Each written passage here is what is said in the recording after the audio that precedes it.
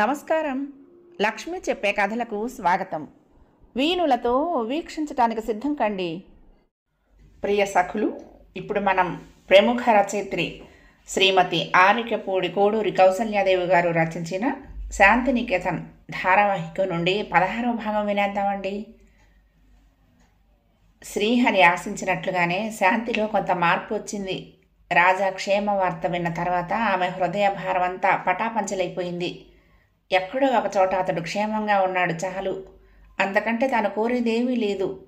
అతడి జీవితాన్ని సుఖవంతం చేయమని నిస్వార్థంతో భగవంతుణ్ణి ప్రార్థించేది. ప్రతిరోజు సాయంత్రం వేళల్లో కారు మీద తండ్రితోనూ పాపతోనూ వ్యాహాళికి వెళ్ళొచ్చేది. పగలంతా తల్లికి వదినకు సాయపడుతూ ఉండేది. తండ్రికి సపర్యలు చేసేది. ఆయన పక్కన కూర్చుని భారత భాగవతాలు గంటల తరబడి చదివి వినిపిస్తుంది. ఇప్పుడు శాంతినికేతన్ గుర్తుకొచ్చే నా హృదయం వ్యధాభరితం కావటం లేదు. ఒక అపురూప విద్యానిలయంగా, తనకు జీవితార్థాన్ని వివరించి చెప్పిన మహత్తర ప్రదేశంగా గుర్తొస్తోంది. ఇప్పుడు ఆమెకు గోవిందరావుపై కినుకలేదు. ఒక మానవుడు, అతడు తన స్వభావానికి సరిపడినవాడు. రాజాపై కోరిక లేదు. అతడు ఒకనాటి చెలికాడు, సుగుణాల ప్రోవు. తనకు అతీతుడైన, తనకు అందరాని చందమామ, అంతే. విచారం లేదు. జయ్యపై అసహ్యం లేదు. ఆమె ఒక అహంభావి, అంతే. శ్యామలపై ద్వేషం లేదు.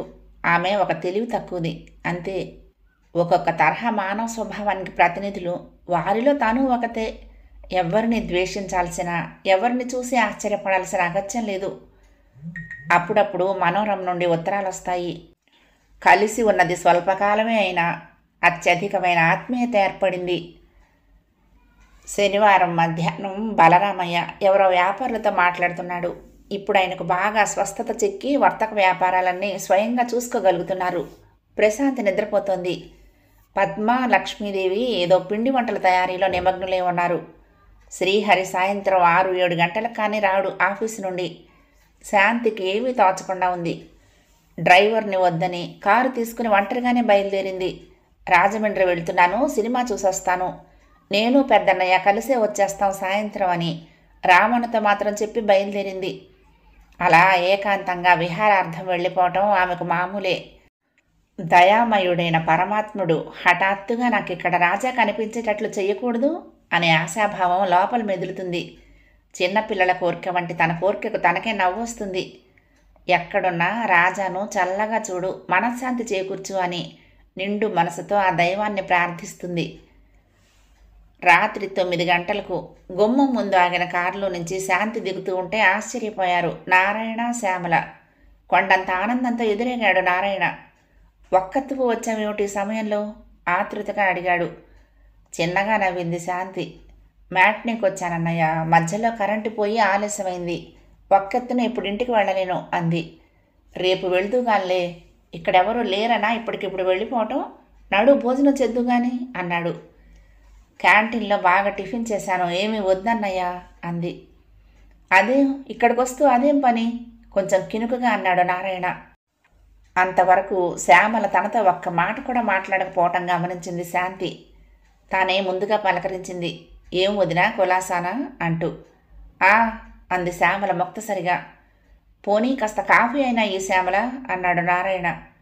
మనసులో ఇష్టం లేకపోయినా నారాయణ ఆజ్ఞాపాలన చేయకపోతే ఏమవుతుందో బాగా తెలిసిన శ్యామల అయిష్టంగా లోపలికి నడిచింది. ఇంటి దగ్గరంతా బాగున్నారా శాంతి? అయితే ఇన్నాళ్లకు నన్ను చూడాలనిపించిందా? నిష్ఠూరంగా అన్నాడు. ఈ ప్రశ్న నిన్ను నువ్వు వేసుకో అన్నయ్య అంటూ నవ్వింది శాంతి.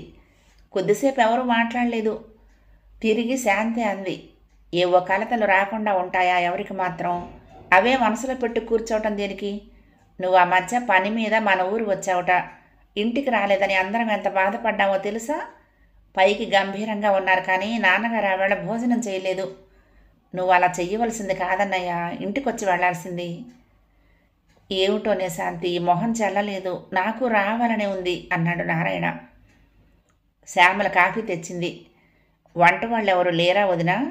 కాఫీ తీసుకుంటూ అడిగింది. ఏమో, మీ అన్నయ్యనే అడుగు అక్కసుగా అంది శ్యామల. ఏదో ఉందని గ్రహించిన శాంతి మరి రెట్టించలేదు. శ్యామల భర్త వైపు తిరిగి, అర్ధరాత్రి వరకు కాని ఊళ్ళల్లో కూడా షికార్లు కొట్టే చెల్లెల్ని ఏమీ అనరేం అంత ఆప్యాయంగా మాట్లాడుతున్నారు. నాపై పడే చిరాకంతా ఏమైపోయిందో?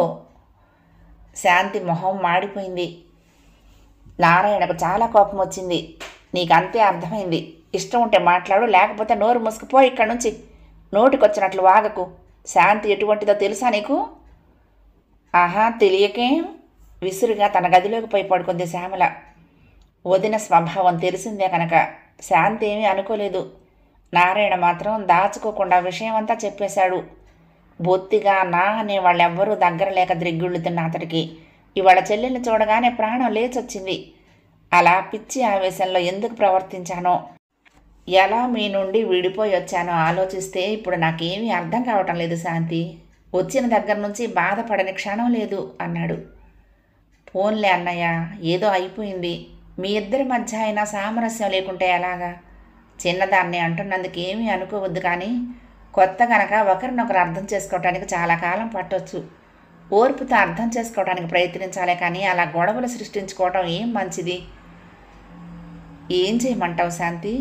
సున్నితంగా సరసంగా సంభాషించడం, ప్రవర్తించడం దానికి చేత కాదు. నాకు కోపం ఆగదు. బలవంత మార్గమే శరణ్యం అయిపోతుంది. వదినకి ఏమిటో అటువంటి స్వభావం, కానీ ఎప్పటికైనా మారుతుందని నా ఆశ.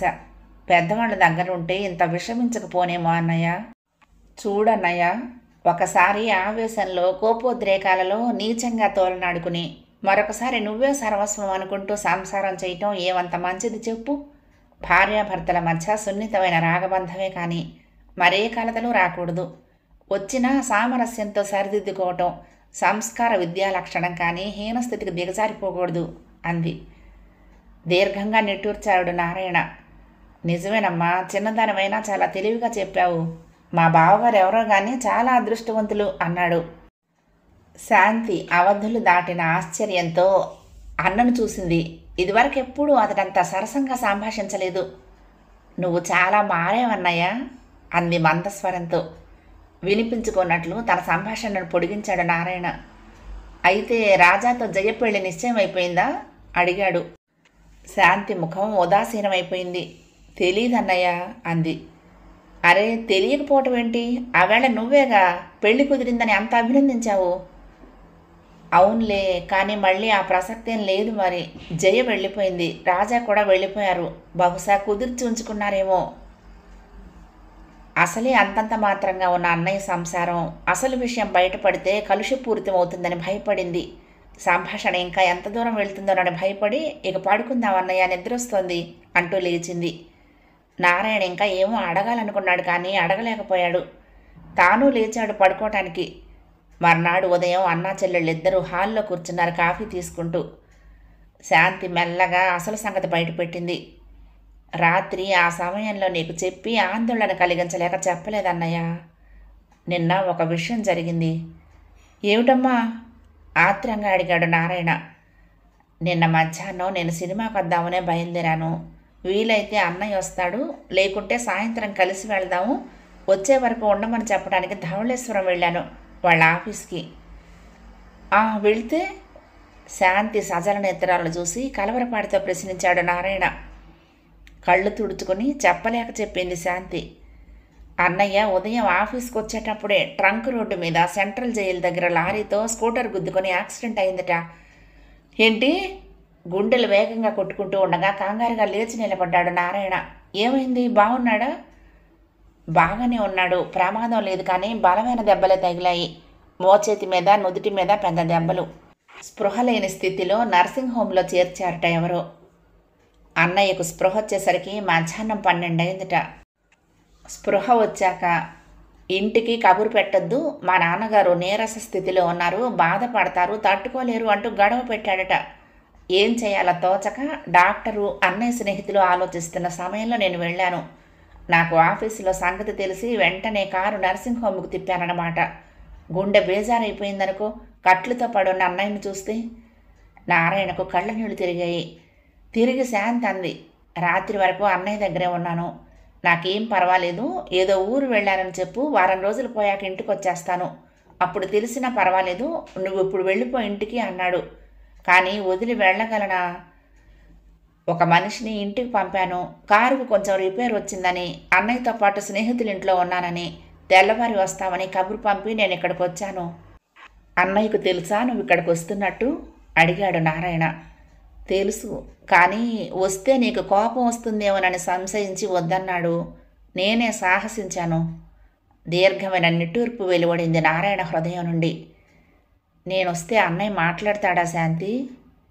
మాట్లాడటమే కాదు, సంతోషిస్తాడు కూడా. అయితే పదమ్మా అంటూ బయలుదేరాడు.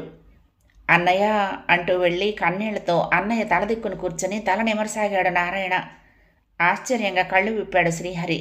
బహుకాలానికి సోదరుణ్ణి చూడగానే శ్రీహరి నేత్రాలు కూడా సజలమయ్యాయి. వచ్చావా తమ్ముడు అన్నాడు. వచ్చానన్నయ్య, నన్ను క్షమించగలవా? గాద్గదికంగా అడిగాడు నారాయణ. అవేం మాటలరా? చిరునవ్వుతో తమ్ముడు చెక్కిళ్లపై అశ్రువులు తుడిచాడు. ఇప్పుడు ఎలా ఉందన్నయ్య? దెబ్బలు బాగా నొప్పి చేశాయి. బహుశా టెంపరేచర్ కూడా ఉండుండొచ్చు. కంగారు లేదులే, అదే తగ్గిపోతుంది. ఇంతలో డాక్టర్ రమేష్ వచ్చాడు. ఎలా ఉంది శ్రీహరి అంటూ పరీక్ష చేసి, పర్వాలేదు, తగ్గిపోతుంది, కట్టు మళ్ళీ రేపు మారుస్తాను అంటూ నారాయణ వైపు తిరిగి, నిన్ననే మీకు కబురు పంపిద్దామనుకున్నాను, శ్రీహరి అంగీకరించలేదు అన్నాడు. నారాయణ మాట్లాడలేదు. తల వాల్చి నిల్చున్నాడు. డాక్టర్ వెళ్ళగానే శ్రీహరి చెల్లెల్ని పిలిచి రాత్రి భోజనం చేశామ్మా అని అడిగాడు. చేశానన్నయ్య చెప్పింది శాంతి. వింటున్న నారాయణ మనసు ఏమిటోగా అయిపోయింది. తన చెల్లెలు తన ఇంటికి వచ్చి ఆకలితో పడుకుంది. కారణం తనకు తెలుసు. తనను పలకరించైనా పలకరించని శ్యామల చేతి భోజనం ఆమెకు తినాలనిపించలేదు. అన్న తృప్తి కోసం మాత్రం అబద్ధం ఆడింది. తర్వాత మెల్లగా అన్నాడు, శాంతి, నేను అన్నయ్య దగ్గర ఉంటాను, నువ్వు ఇంటికి వెళ్ళు. వెళ్తాను, కానీ ఎవరికేం చెప్పను. సాయంత్రం వరకు నమ్ముతారు. ఆ పైన అడిగింది. ఒక పని చెయ్యమ్మా అన్నాడు శ్రీహరి. అమ్మా నాన్నగారు కంగారు పడిపోతారు. పద్మకు మాత్రం చెప్పు, రేపు ఒకసారి తీసుకురా, చూసి వెళ్తుంది. ఇక్కడ మా ఆఫీస్ని ఎస్ఈ విజిట్ చేయడానికి వస్తున్నాడు, అంచేత తీరిక లేకుండా ఉన్నానని చెప్పు. వారం రోజులు పోయాక కొంచెం తేలిక పడతాను, అప్పుడు ఇంటికి వచ్చేస్తాను. అప్పుడు ఇక నేను ఎదురుగానే ఉంటాను కనుక తెలిసినా పర్వాలేదు. బాధపడినా వెంటనే తేరుకుంటారు చెప్పాడు. సరే అన్నయ్య. వెళ్ళిపోయింది శాంతి. జాగ్రత్తగా వెళ్ళమ్మా హెచ్చరించాడు శ్రీహరి వెనక నుంచి. ఉండు, పోనీ ఇంటికి వెళ్ళి నేను గుమ్మస్తాను ఎవరినైనా తీసుకొస్తాను, కూడా తీసుకువెళ్దు గాని అన్నాడు నారాయణ. వద్దు, అదే వెళ్ళగలదు అన్నాడు కలవరపాటుతో శ్రీహరి. వద్దన్నయ్య, వెళ్ళగలను అంది జాలిగా శాంతి. గ్రహించిన నారాయణ మరి మాట్లాడలేదు. తన గాలి సోకినట్లు తండ్రికి తెలియరాదు. శాంతి చెప్పిన మాటల్ని తేలిగ్గానే నమ్మారు తల్లి తండ్రి. చాటుగా అసలు విషయం విన్న పద్మ భోరును విలపించింది. శాంతి ఊరడించలేక సతమతమైపోయింది.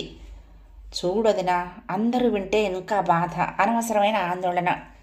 రేపు ఒకసారి ఏదో ఒక కారణంతో ఇద్దరం వెళ్ళి చూసొద్దాం. ఇవాళే వెళ్తే అమ్మకు అనుమానం వస్తుంది. చిన్నన్నయ్య జాగ్రత్తగా చూసుకుంటాడు, పర్వాలేదు. అన్నయ్యకేం ప్రమాదం లేదు. నా మాట విను.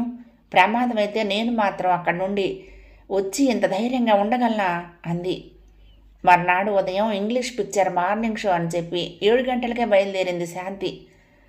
ఆమెకి ఇదివరకు ఎప్పుడూ ఏ ఆటంకమూ లేదు. ఇష్టానుసారం ప్రవర్తించడమే కానీ. అమ్మ, వదిన్ని కూడా తీసుకువెళ్తాను, పాపం తను సినిమా చూసి చాలా రోజులైందిగా అంది. అలాగే వెళ్ళిరండి, ఈ మాత్రం భాగ్యానికి బతిమలాడటం దేనికి అంది లక్ష్మీదేవి. పాప నుంచేయండి, అది మిమ్మల్ని సినిమా చూడనిస్తుందా అంది తిరిగి. శాంతి పద్మ ముఖముఖాలు చూసుకున్నారు. నిన్ననే శాంతి కోసం ఏడ్చింది, రోజంతా కనపడకపోయేసరికి అంది పద్మ. పర్వాలేదు, మధ్యాహ్నానికి వచ్చేస్తారుగా, పసిపిల్లడు అలిగిపోతుంది, వద్దు. అదీగాక శాంతి ప్రశాంతి ఇద్దరూ వెళ్ళిపోతే తాతగారు ఊరుకుంటారా అంది లక్ష్మీదేవి. ఇక పట్టుపడితే అనుమానం వస్తుందని భయపడింది శాంతి. వదినకు కనుసైగ చేసింది వదిలేయమని. తల మీద చేతుల మీద పెద్ద కట్లతో నీరసంగా ఉన్న శ్రీహరిని చూడగానే పద్మ కన్నీరు ఆపుకోలేకపోయింది. భార్య బాధ చూసిన శ్రీహరి కూడా నిగ్రహం కోల్పోయాడు. పర్వాలేదు పద్మ, బాధపడకు అన్నాడు తల నిమురుతూ. పాపను తీసుకురాలేదేం అడిగాడు. శాంతి విషయం చెప్పింది. పోనీలే, అది మంచి పనే, 4 రోజుల్లో వచ్చేయను అన్నాడు శ్రీహరి. అప్పటికి కాస్త సర్దుకున్న పద్మ మరిది ఆ గదిలోనే ఉండటం చూసి నివ్వెరపోయింది. నారాయణ సిగ్గుతో తలవాల్చుకున్నాడు. నిన్న నువ్వు వెళ్ళిన దగ్గర నుంచి నన్ను వదలనే లేదు అన్నాడు శ్రీహరి.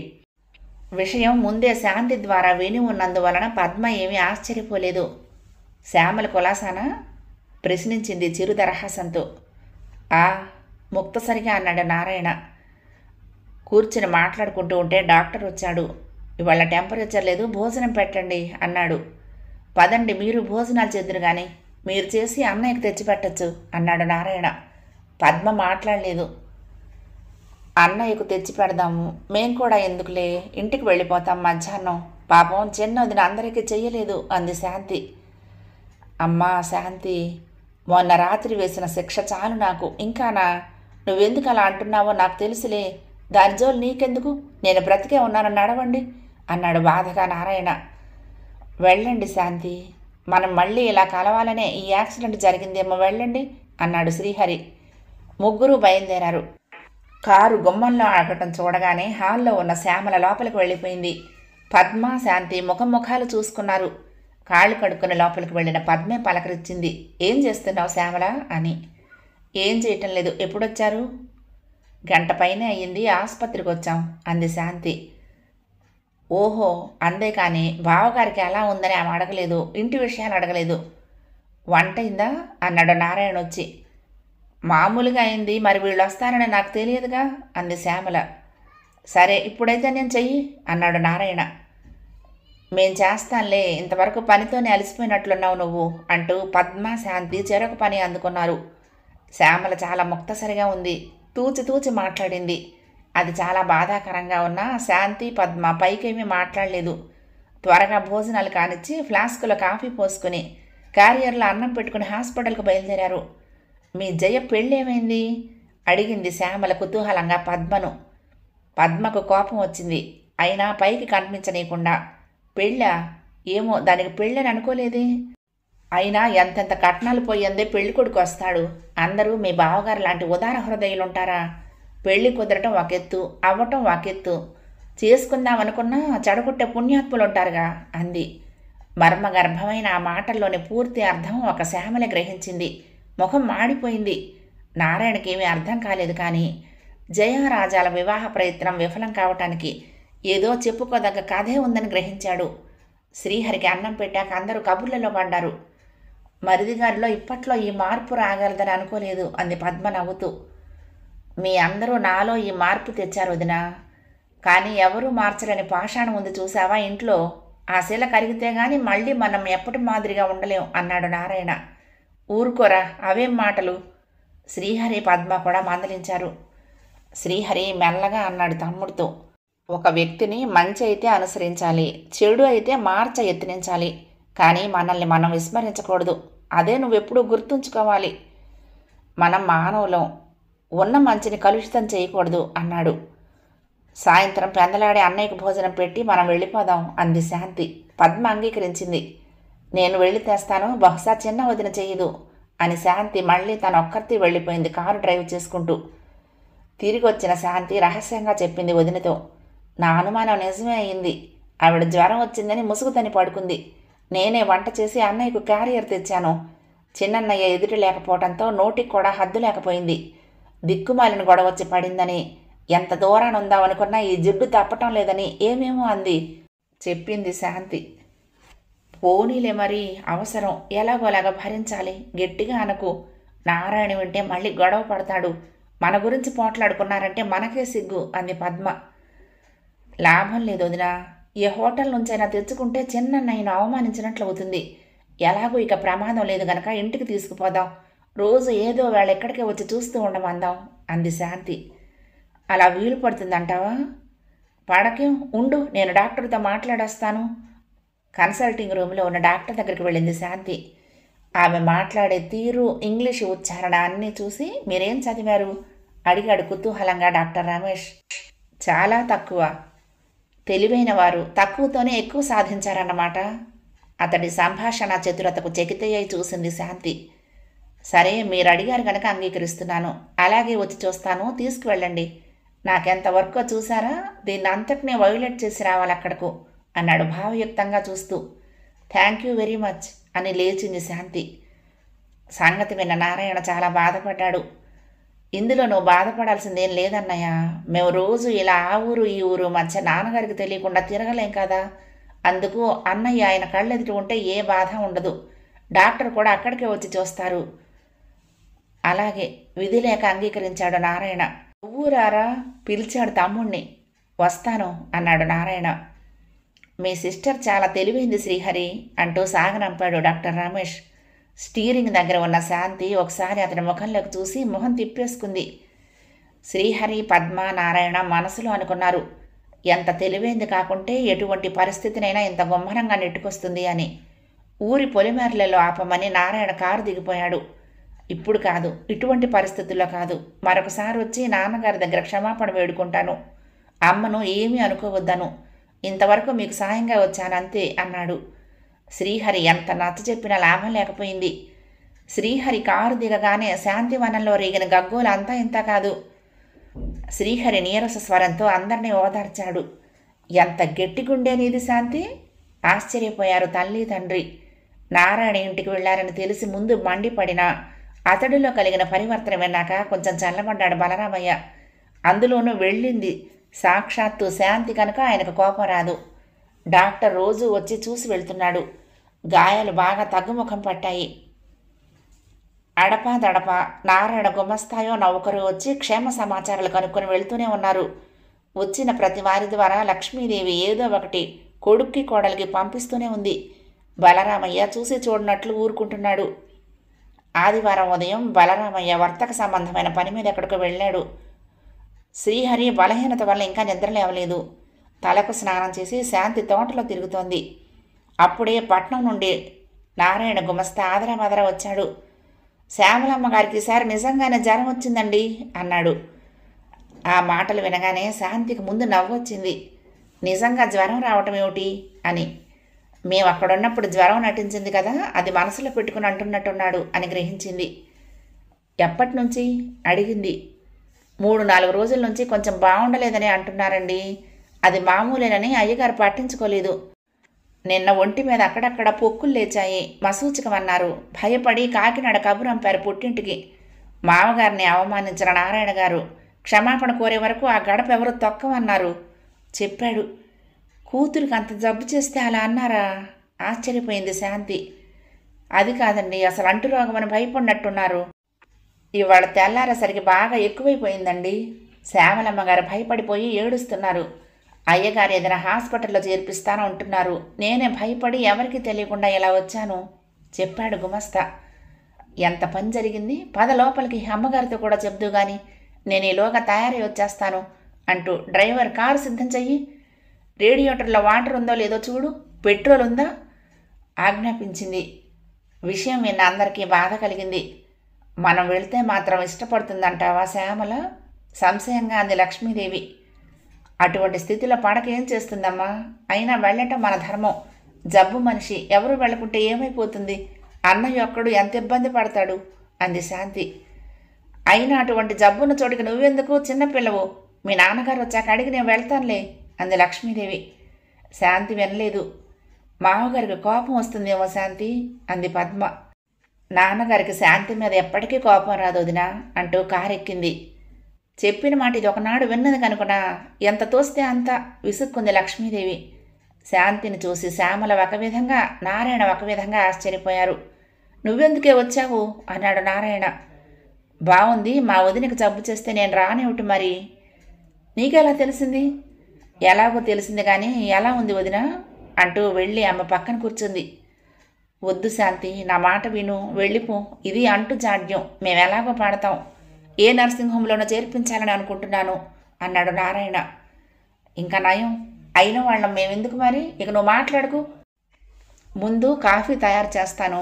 గుమస్తా గారు, మీరు వెళ్ళి డాక్టర్ రమేష్ని పిలుచుకురండి. 4 రోజుల నుండి ఒంట్లో బాగుండకపోతే ఏం చేస్తున్నారు మీరందరూ?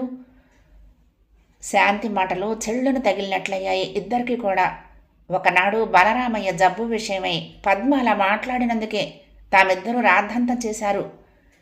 ఏమిటొదినా, ఎలా ఉంది అసలు? మాట్లాడవేంటి అడిగింది శాంతి.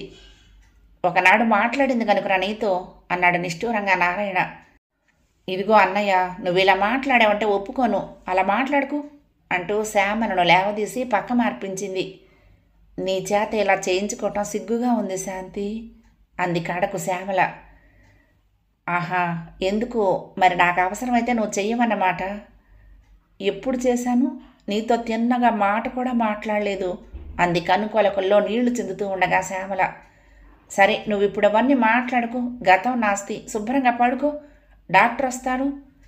మధ్యాహ్నానికి లక్ష్మీదేవి, శ్రీహరి, పద్మ, బలరామయ్య కూడా దిగారు. ఎవరొచ్చినా బలరామయ్య మాత్రం వస్తాడని ఊహించని అందరికీ పరమాశ్చర్యమైంది.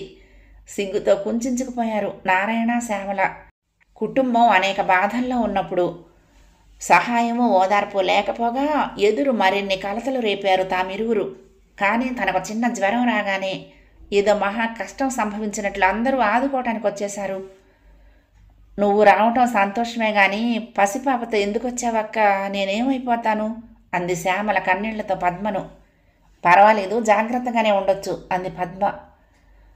అయిన వాళ్ళకు వచ్చినప్పుడు తప్పుతుందా మరి అంది లక్ష్మీదేవి.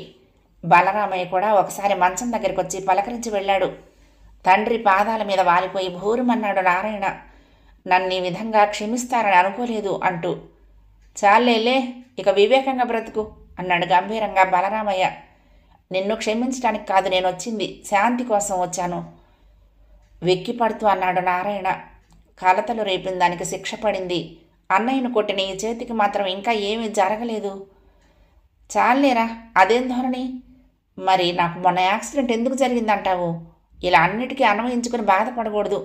ఏదో జరిగిపోయింది, ఇప్పుడు సర్దుకుపోతే చాలదు. శ్రీహరి వాత్సల్యపూర్వకంగా వారించాడు. అందరూ రావటంతో నారాయణకు భయం తగ్గిపోయింది. నిశ్చింతగా ఉన్నాడు. ఇది వరకులా కాకుండా గృహ విషయాల గురించి బాధ్యతతో మెలుగుతూ మాట్లాడుతున్నాడు.